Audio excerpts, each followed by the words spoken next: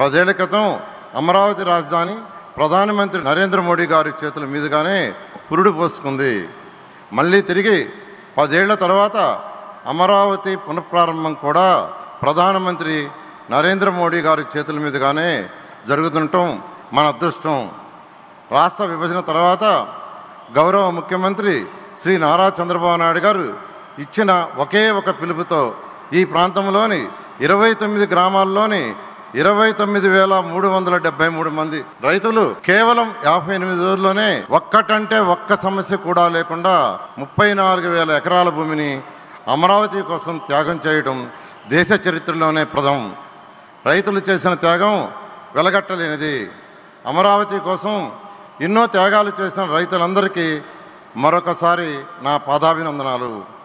ప్రపంచంలోనే టాప్ 5 రాజధానిలో అమరావతిని ఒక రాజధానిగా నిర్మించాలనే లక్ష్యంతో 2014-19లోనే 41,000 కోట్ల విలువైన పనులు ప్రారంభించాం. దాదాపు 9,000 కోట్ల విలువైన పనులు పూర్తి చేశాం.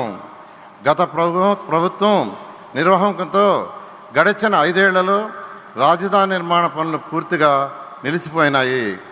అధికారంలోకి వస్తే అమరావతిని పూర్తి చేస్తామని కూటమి పార్టీల తరఫున ఎన్నికల ముందు చెప్పాం. ప్రధానమంత్రి గారి ఆశీస్సులతో ముఖ్యమంత్రి చంద్రబాబు నాయుడు గారి సారథ్యంలో 3 ఏళ్లలో అమరావతి నిర్మాణ పనులు పూర్తి చేసేలా పక్కా ప్రణాళికతో ముందుకెళ్తున్నాం. ప్రజలకు ఇచ్చిన హామీని నిలబెట్టుకుంటాం. తరతరాలు గర్వపడేలా ప్రజా రాజధాని నిర్మిస్తాం. ధన్యవాదాలు. జై హింద్, జై అమరావతి, జై ఆంధ్రప్రదేశ్.